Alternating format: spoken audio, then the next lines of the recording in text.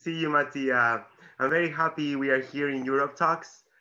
Um, so we have this opportunity, and it's really nice because we are both Europeans. We both share the European identity, but we have some different aspects of how Yeah, life is going on right now.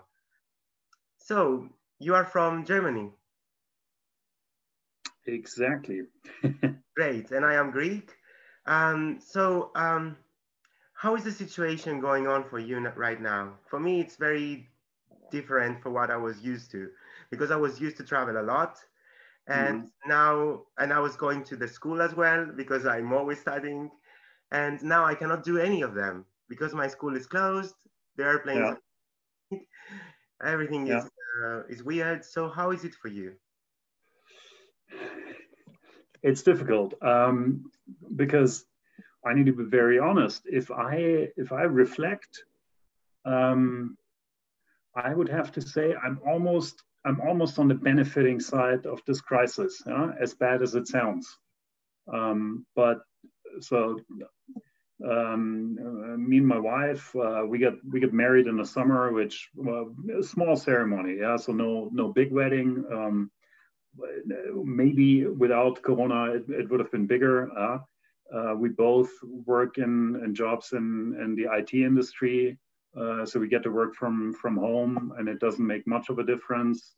Actually, it reduces some of the stress. So you need to do less traveling to customer sites, and so this is actually more relaxing, to be honest. Yeah. Um, then my wife my wife found out that she's pregnant in March. So this entire staying at home Corona thing made things there a lot easier. And now in mid of November, actually a month ago, our son was born, and well, we got to stay at home anyways right now. Yeah? It's not. I mean, we're on a partial lockdown again in Germany. And I think a couple of weeks back, restaurants started to close again and all of that. Yeah. And enough to say, well, I'm at home now with a little kid. It's not that I'm missing anything right now. Yeah. As much as so I'm a big mountain outdoor ski guy. I went over the summer. We could go hiking a lot, and now skiing season would start, and it shut down. Um, but I couldn't go because of the baby. So this is all there on a very personal level. It's going okay. Yeah, I don't have any negative impacts. Yeah, I couldn't travel much this year. We did over the summer a trip to Italy, but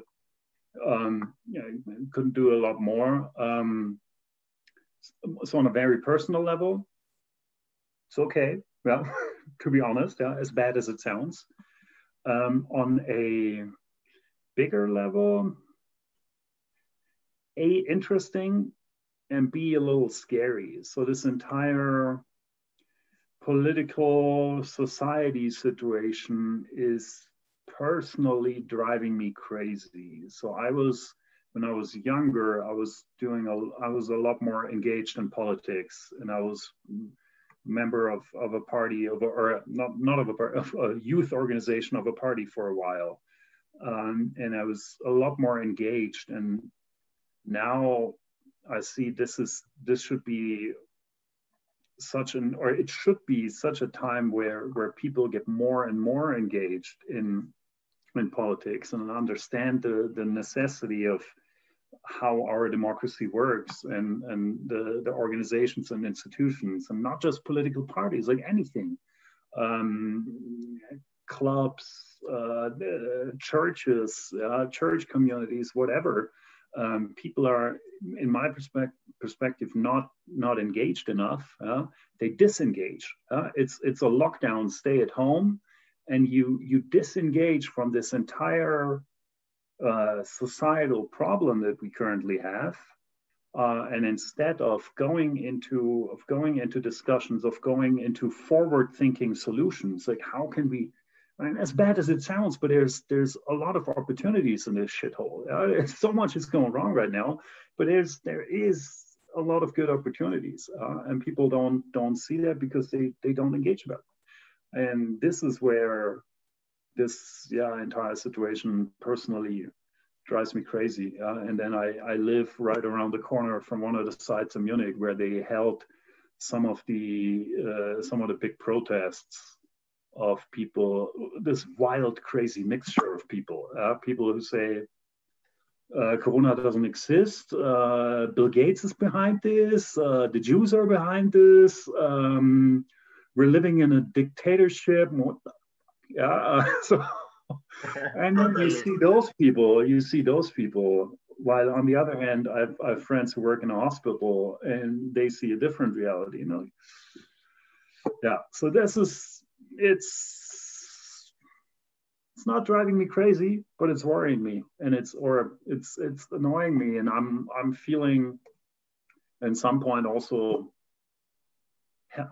helpless, useless. So I'm not doing anything. It's not that I'm all of a sudden now super engaged in politics. I've tried to be engaged in conversations and everything, but so this is difficult.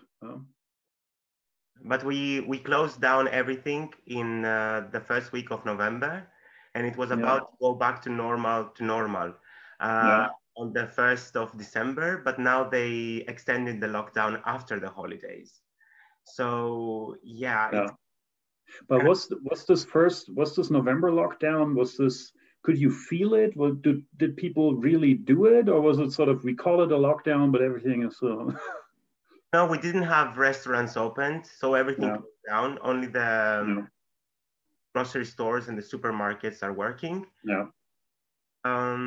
The coffee shops and stuff like that were also working without restaurants, without sitting down.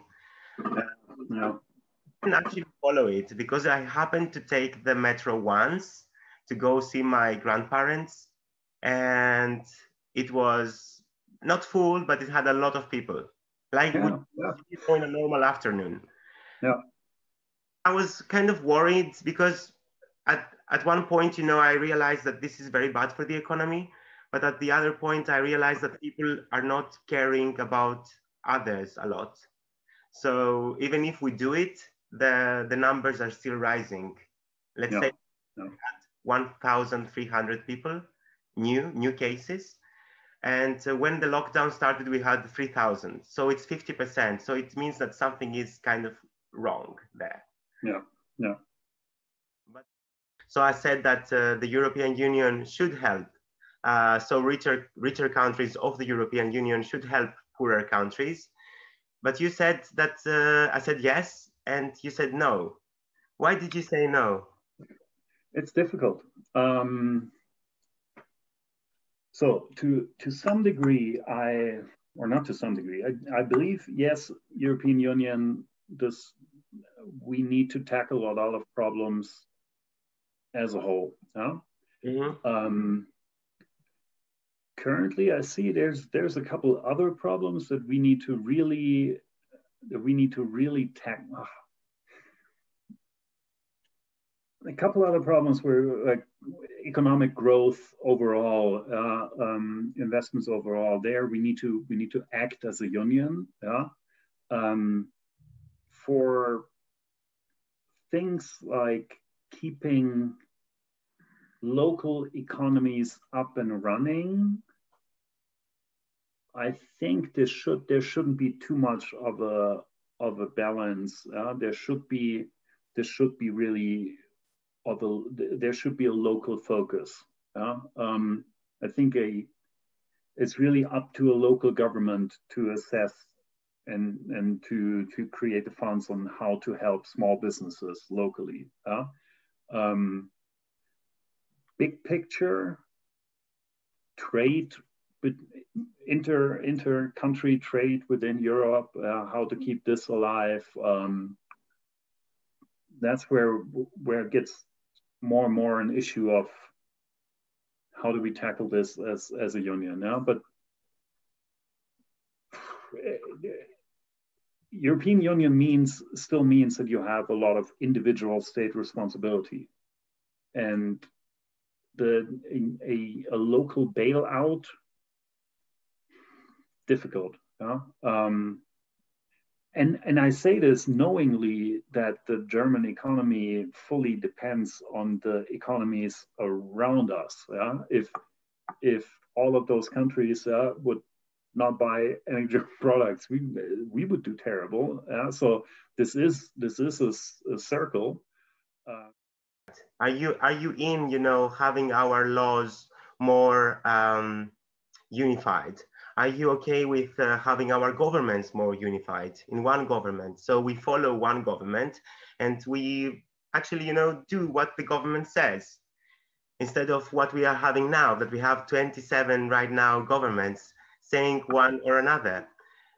If we find smart and lean ways to do that, yes. If we continue to do what we currently do, that is keep strong local governments and then add a European layer that just adds complexity, adds confusion, adds regulation, then this is never going to work. Then this is doomed to fail because nobody sees a benefit of this. If we can locally deregulate and locally decrease sort of the governance overhead and unify this on a European level where it makes sense. And there is a lot of things where it probably doesn't make sense, where we have to stay local. But if we can identify where does it really make sense to reduce local governance and build it up on a European level, that's what we need to do. So I think that this crisis now is a very good opportunity for the European Union to act as one. We have the same currency. But we didn't. But we didn't. From the beginning on, we didn't. From the beginning on, this crisis was a complete state-soft situation where, I mean, we went so far in the spring, we went so far back from being a European Union. Yes, but then what life has showed us after that, because the beginning was like that.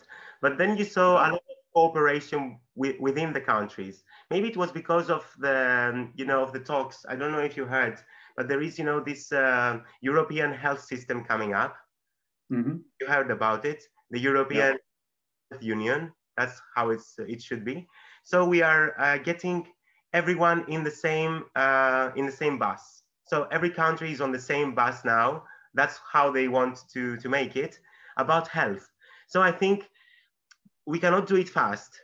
I really believe that we cannot do this fast. If I come to Greece right now, and it happened before, in 2013, it was about to be one country with de facto capital Brussels. But we didn't do that because there were a lot of people vetoing it. But if we do it step by step, so this crisis now creates a European Health Union. So a European Ministry of Health is going to be needed in order to get everything done. So then it takes this away from our governments. And then you have something else that comes up, or something else that becomes more relevant for the times that we are living. Then I think step by step, we can become, a better union, a stronger union, and a federation. The European Union currently, in sort of the perception, it really has a marketing problem. Yeah? It really has a problem of how it is perceived. Yeah? It's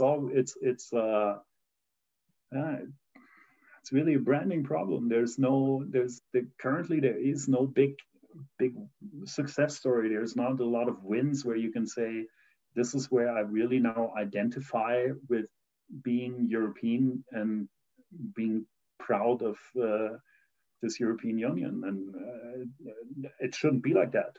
We need to create those moments very, very quickly right now where we act as a union and really have something graspable for people where to say, yeah, European Union, good. Yeah, yeah. So, do you think that should schools remain open during the pandemic? That's a tough question. I said no. You said no or yes? I said yes. Um, Why do you think so? in general, I think we do not spend enough on. So I'm first of all, I'm super biased on that. My mom used to be an elementary school teacher, and my dad taught at a university. So I literally had any kind of discussion on education already. In general, I believe we are not spending enough money on education, anyways.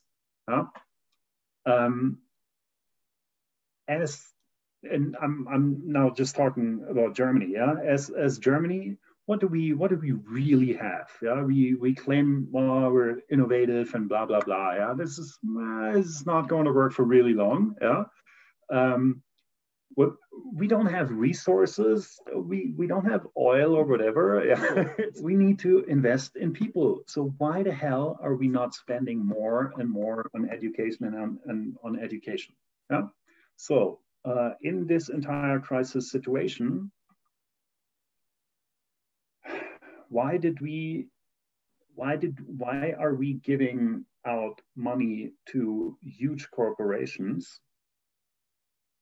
so they can run their business as they have, and not acting maybe with the long sight that they should have?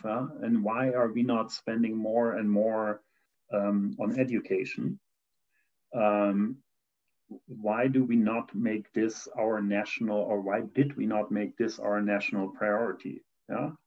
Um, and I believe this is, again, one of those things where I say this is where the crisis has opportunities. Yeah? We think so narrow-minded when it comes to this school thing. Yeah, first mistake, we think about schools. Yeah, why the hell do you need a why the hell do you even need a school? You have, if the restrictions are difficult because it's schools are too close and you couldn't keep a distance, and yeah, it's kids, they want to hang out together. Yeah, there's tons of other open rooms. Yeah, get companies to get their office spaces, get a church, whatever. Yeah, be willing to improvise. Yeah. Um, the entire travel industry is down. It cannot be that kids have to use like crammed in buses, and there should be enough open buses right now because they're not traveling anywhere. Get them to move kids around. If you talk about teachers, there is also tons of other people who are currently not able to work who have educational skill. Yeah, if so, music schools had to be closed here. Theater, museums, arts. There's tons of other smart people out there who can play educator roles, and who cannot fulfill their regular job due to lockdown and restrictions. Get them into schools. Split up classes, and instead of having them learn chemistry that nobody can remember, get a theater historian in to teach them half a year of theater history, whatever. It will stick to kids and enrich their minds way more than regular school. Yeah. That's a very progressive So thought. I would not say keep schools open in order to just like keep regular schools open, yeah, but rethink this. I mean, use this as a chance to rethink this entire thing. Yeah, blended learning, digitalization. Do it right. Yeah, not a cheap way. And to be honest, yeah, I've had a lot of colleagues with kids at home. If you care, to some degree, also if you care about the economy, and if you want people to be able to work from home, Take the if kids you gotta away. watch kids, while you're at home, you cannot work. That's very progressive, and I really like that. But it would be hard, I think, to persuade companies to open their spaces. Yeah. To implement this, super Yeah, complicated, yeah, especially in it's super Germany, complicated. where education is in the responsibility of each state. So there's 16 different ministries of education, and I mean, it's impossible to manage. Yeah. Yeah. So what was the school lockdown situation in Greece then? So the schools, so I go in a university type of school right now again. And so that was closed first, along with the universities, and then came the high schools, and then came the primary schools and nurseries. So they Yeah. closed it. They closed it in waves, not one time everything. Yeah. Because I was in favor of that, to be honest, because I see also the figures that the children are less, the virus is less effective on them. So, and then I thought that that doesn't mean that they cannot transmit the virus to They someone still else. spread it. So that's why I said no, schools. Yeah. But I'm totally, on, your idea, and that would be really progressive for the European Union. And if they did this, that would be nice. That would also, mean a lot of for the communities as well. Yeah. Yeah. A lot. Yeah. Also, the churches and stuff, they should find new ways to help the society, because the old way of the church is kaput, is non-existent anymore. Yeah. So something new to do. I really love your progressive idea. So although we are not on the same train about our answers, I am totally Yeah. on your kind of thinking. It's very progressive. I really like it. Russia has so many internal struggles, still sees themselves as probably something bigger that they currently are, because they used to be something bigger. And in this role, Russia benefits from any kind of instability. And Around it. anywhere, as they are sort of world spanning, Russia, in my opinion, benefits from any kind of instability. And in this way, instability is, in some way, it's good. Yeah, there's always creativity out of instability, but in general, we need stability. Stability is what people long for, and what the European Union should long for. And in this, Russia, in my eyes, is really a threat to the European Union. And the Russian actions in the Ukraine, involvement, Belarus, Russian, it's not really a threat, but involvement in the Baltics, the entire region around Azerbaijan, Russian involvement in Syria, Russian involvement in Northern Africa, Libya, is all around the borders of the European Union.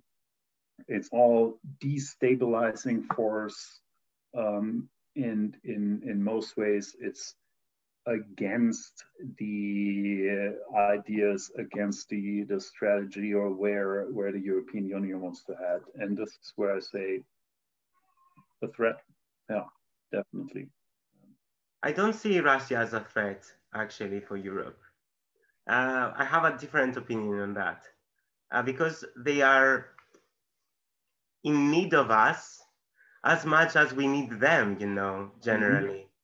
Because if they go against one European country, then not a problem inside. I'm not sure about Russia because of that, because everybody is taking care very thoroughly of the balance in that matter. So you see that nobody is doing any move. Okay, it's going against Ukraine. It was always a problem for Russia and Ukraine. It goes against And we know the relation between Russia and Turkey. It's very timid. So Azerbaijan, as a satellite of Turkey, it can be, Russian interest to have Azerbaijan, in a conflict with Armenia. I don't know about the thing about Africa that you said. I haven't heard of it, but I would really love you to tell me. So for me, Russia is as afraid of us as we are afraid of them. Yeah, that's my opinion about Russia anyway. But so yes, I agree with you. There is sort of it's almost a Cold War like stable situation again. Yeah. But still, it's not a productive. It's not a productive situation. It's not a real. No, I'd still say it's a threat. Yeah, it's because I mean the European Union, the whole idea is peaceful cooperation, peaceful collaboration. Yeah, and now all of a sudden we need to deal again with like defense politics and running joint NATO operations in the Baltics. Yeah, and this is purely because the Baltics are afraid of Russia. Yeah, the entire our situation as a European Union that we need to worry about refugees and the entire refugee situation. Yeah. Russian involvement in Syria does not help, and Russian involvement in Libya does not help. So I see it as really a destabilizing force around the world because they believe that they benefit from this destabilization. And this really goes against everything that the European Union should stand for.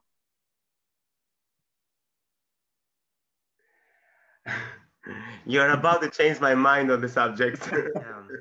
It's the schoolyard situation where everybody wants to play by the rules and everybody wants to be nice, and then you have the bully who says, like, well, I'm not playing by the rules. Yeah, they naturally arrive in Spain, Italy, and Greece. Yeah, that's just where the borders are.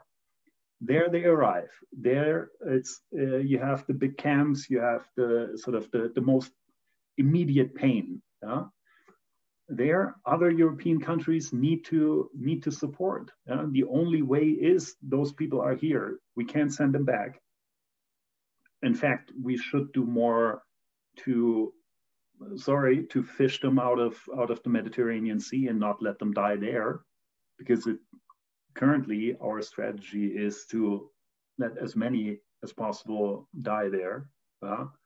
That's it's an unspoken policy. So we need to get them out of the water and then get them out of Spain, Italy, and Greece.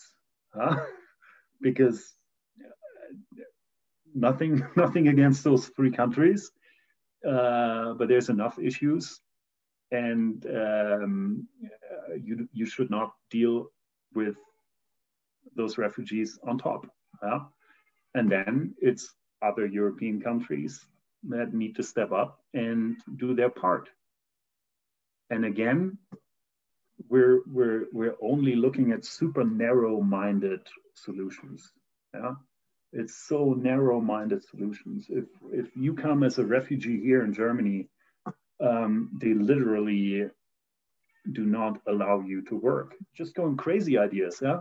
But it's probably, in the long run, it's probably cheaper to send teachers and whatever to refugee homes in Germany and really, really educate them and lift them on a new level, give them, I don't know, like vocational education so they can be better farmers, plumbers, home builders, yeah, and then incentivize them to go back. But not currently. I mean, we're having them here, we give them new clothes and some food, and then we lock them up and keep them there. And eventually we send them back. Like, what's that? apart from Corona, because I think that's a more temporary thing, yeah, the refugee crisis is the big topic that we need to tackle as a European Union and not as individual countries. Still acting as a union, but reflecting that the countries are different, yeah, and that culture and every country thinks a little different about that, yeah. So we need to find very specific solutions, but there have to be more creative solutions than what we currently do. Because what we currently do is stupid. What really is the Greece perspective on this? Because I mean, earlier in the year, the big discussion in Germany was the camp on Lesbos in Moria, and what is a Greek perspective on it? Is it, hey, they arrive here, please help us? So Greece is having a lot of different problems like right now. So the refugee problem is still a problem. There are still people coming from Turkey to Greece, even though there is the agreement between the European Union and Turkey. Turkey still, puts a lot of people on the coast. So Greece is taking, a lot of people from Turkey right now, about 1,700 per day. So it's kind of a lot of people. So the situation is very weird here about the refugees because people do not really like them, because they say, oh, they're Muslims and we are Christians and stuff like that, which I find really, really stupid. But the thing is that we cannot have more people in Greece right now. There is a very big problem, and there has to be a quick solution in the refugee problem, because it cannot be all in 3 countries. Spain is getting refugees from Morocco. Italy is getting refugees from Libya and Egypt.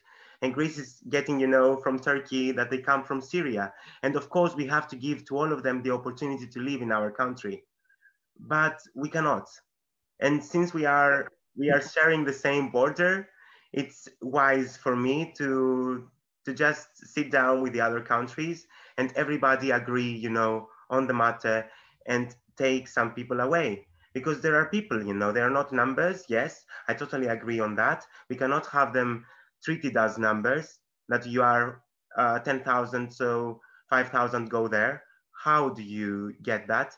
We don't all need, the same kind of labor. We can use them. We can benefit from them. And this sounds, a little bit weird, but I don't mind it, because they use the European Union as a shelter, and I really like that. I'm really proud of people coming here to find shelter, but at the same time, they have to give something. And what we are doing right now in the European Union is give money to Greece, give money to Italy, give money to Spain, give money to Turkey, in order to keep those refugees on the shore of Turkey, Italy, Greece, and Spain. And this is totally insane, insane. It would cost less to use those people, to have them do something productive that will benefit their life and will benefit our lives as well. So I'm totally in favor of that. I hope the European Union does something fast in this matter, because it's one of the problems that we are going to face for the next 5 to 10 years. So we cannot be like that forever. Yeah, exactly. And it's really currently, it's one of those things where we shift money from left to right. Yeah. It's like Germany, we already take a lot, but we cannot. I mean, we have right-wing people as well. They complain. We cannot take more. So Greece will take some money, keep them here, or even worse, they leave Greece and we will leave them in Hungary. Yeah. Do you remember back really in not a friend of really not a friend of Hungary right now? Or Poland. So, but then, God, it's about really creating opportunity, and it's again outside of the box thinking.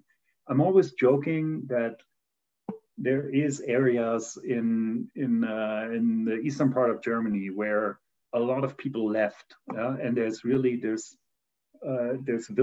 with only like a couple old people left. Yeah, hell, just move 2,000 refugees into one of those villages, do some of the infrastructural work, and tell them, hey, use the existing infrastructure, build up your own thing.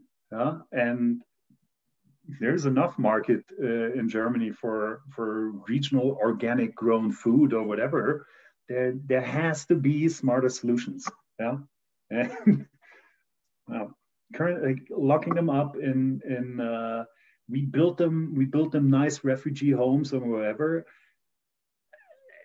It's not about, initially it's about a roof over your head, but it's about opportunity to create something. You can't just give them a roof over the head, lock them up, and tell them stay there until we find a solution for you. Yeah. Should all European cities be car-free? I said yes to that. Okay. I do not know why I said no. So despite being German, I'm not a car enthusiast or car fan. Yeah? Me too.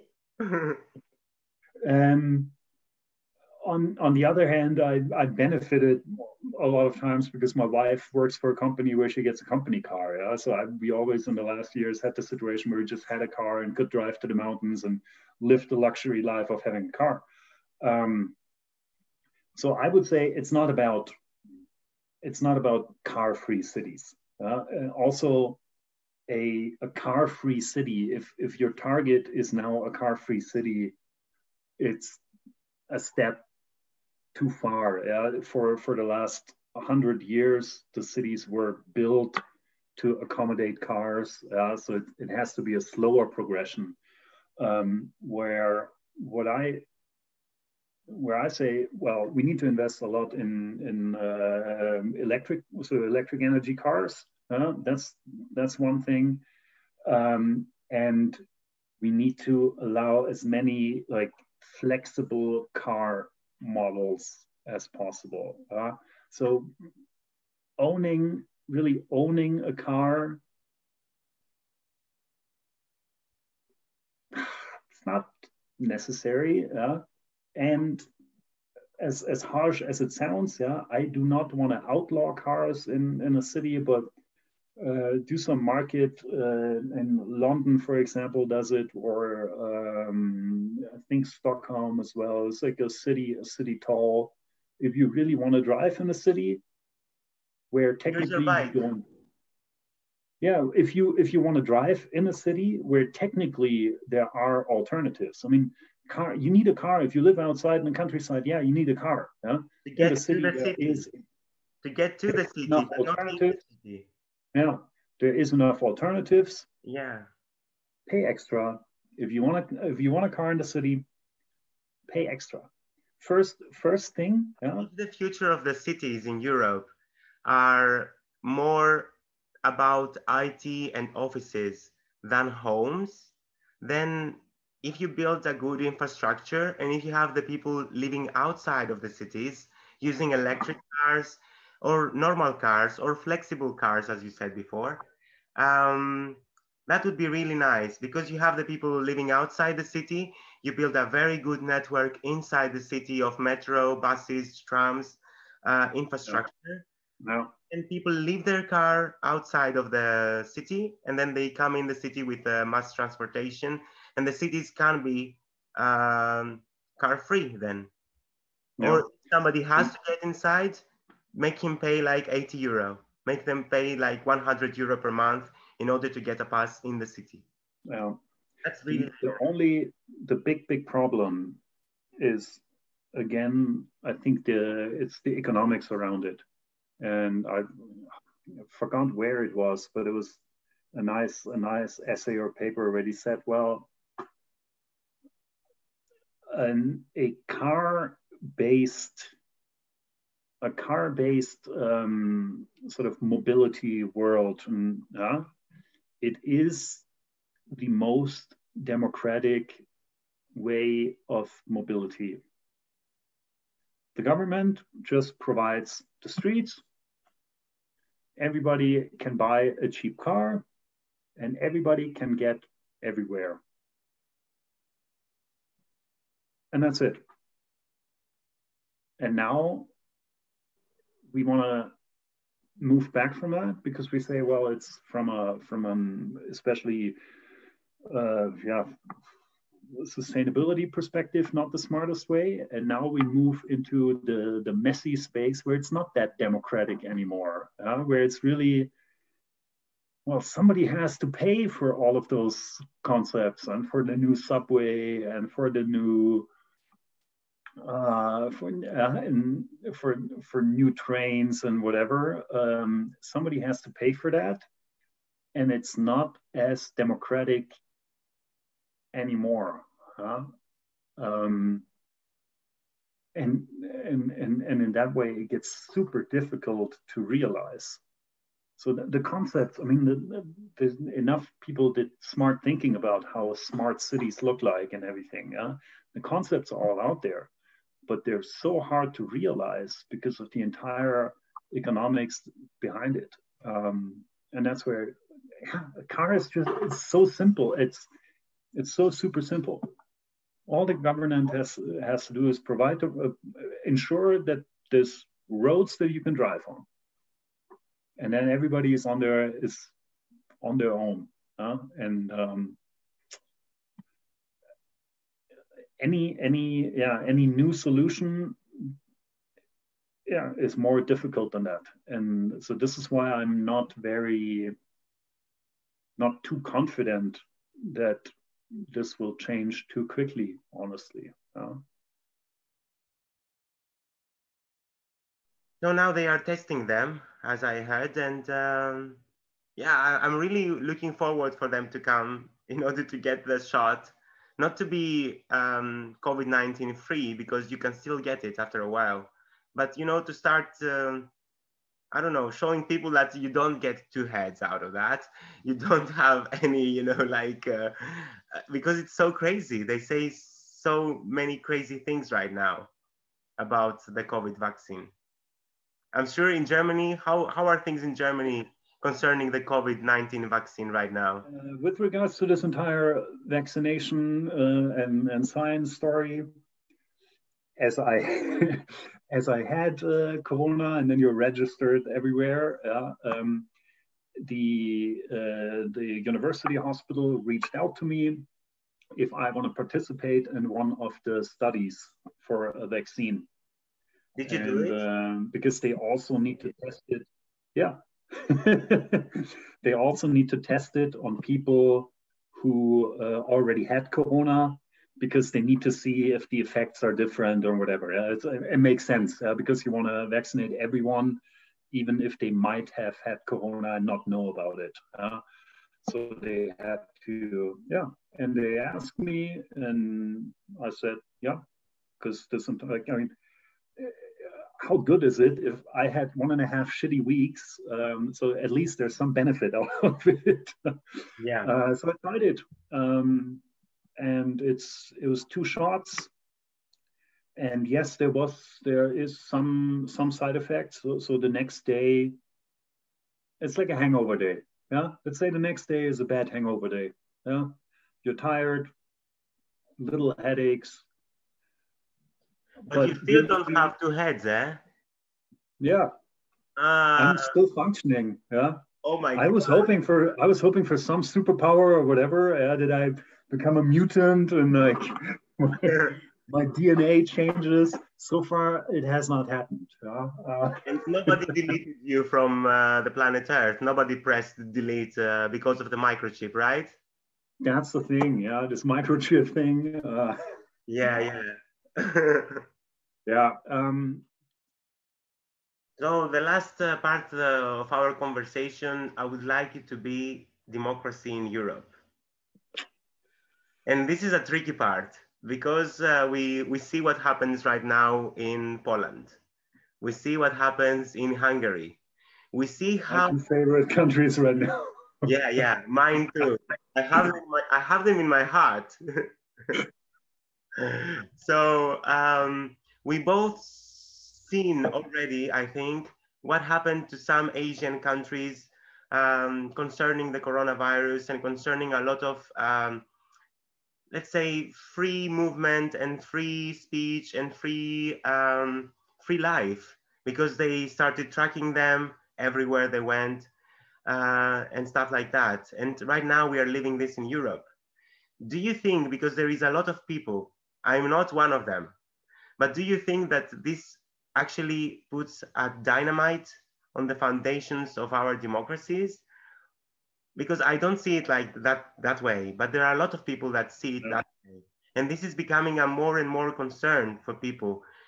If we are losing our democratic freedoms because of a pandemic. So this is the great moment where I can finally discuss this with somebody from Greece. Yeah? But to my knowledge, in political theory, there is for every form of government in traditional Greek philosophy, there's two versions. There's monarchy, which inherently is good because you have a monarch who cares about the people, even though he's a single one, but he cares about the people. And then there's a dictator, the negative one, who only cares about him.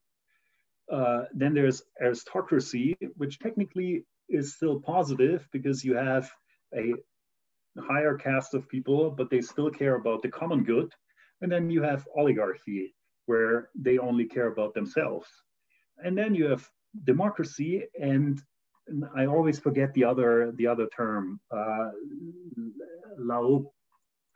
whatever. So there's a negative form as well of democracy, where people still, yeah, exactly, where people still, it's still governed by the people, but they do not care about the common good. They only care about.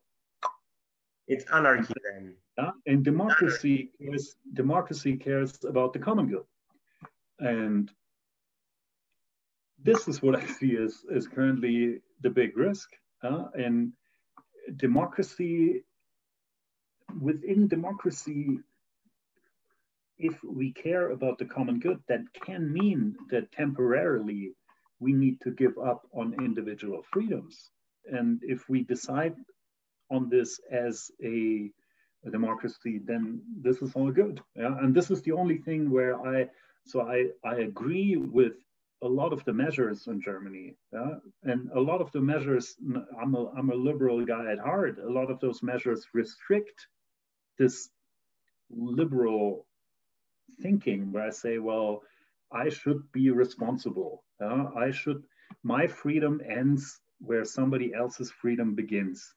If I might be infectious, my freedom to breathe my possibly infected air around ends because it really impacts somebody else's freedom to be healthy. But I'm not that strong to really play to that rule. So I need a state who tells me, please don't go out there in a crowded bar. Yeah?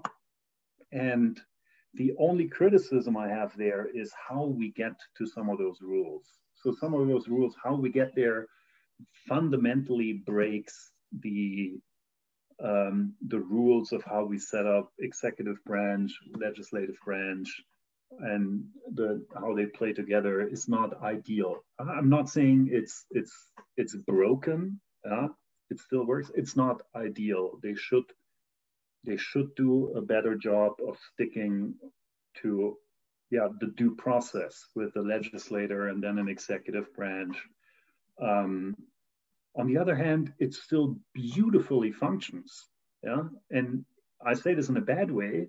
We had tons of big protests of anti-corona people.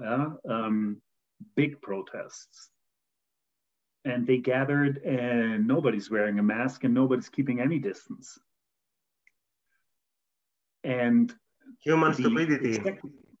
the executive branch denied them the right, and they said, well, you can't protest, and they went into different courts, and courts actually said, well, they do have the right.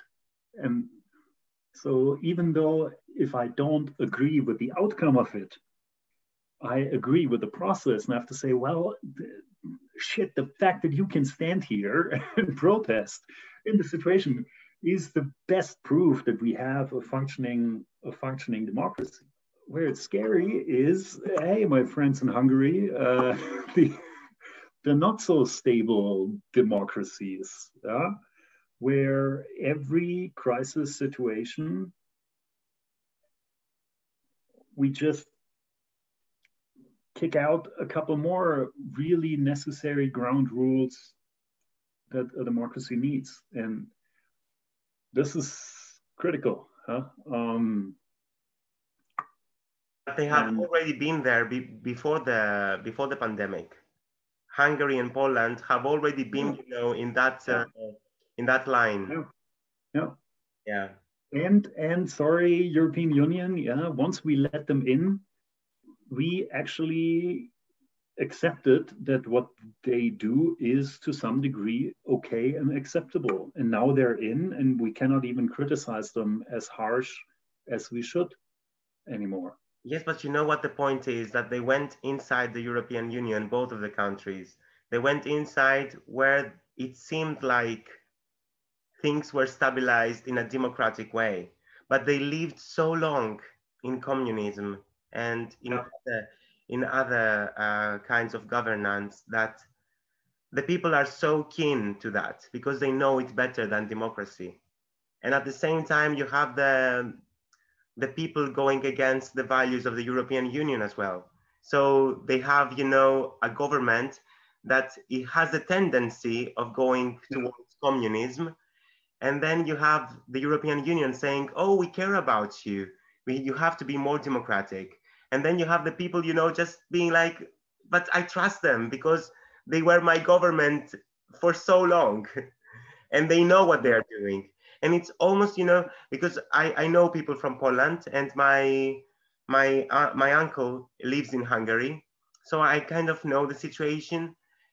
The young people are not in favor of these things. It's the old people that are in favor of what is going right now in Hungary. Okay, there have to be, young people that are in favor, of these things. But the majority of the young people is going against them. But they have, this attachment to the past. And this is very hard to break right now. So for me, democracy in Europe is at risk right now. And it's not because of the coronavirus. It's because of what happens in Hungary a lot. And because these two countries, even though they are not the biggest countries in Europe, they can create a lot of problems for all of us. But how's the European Union supposed to deal with that?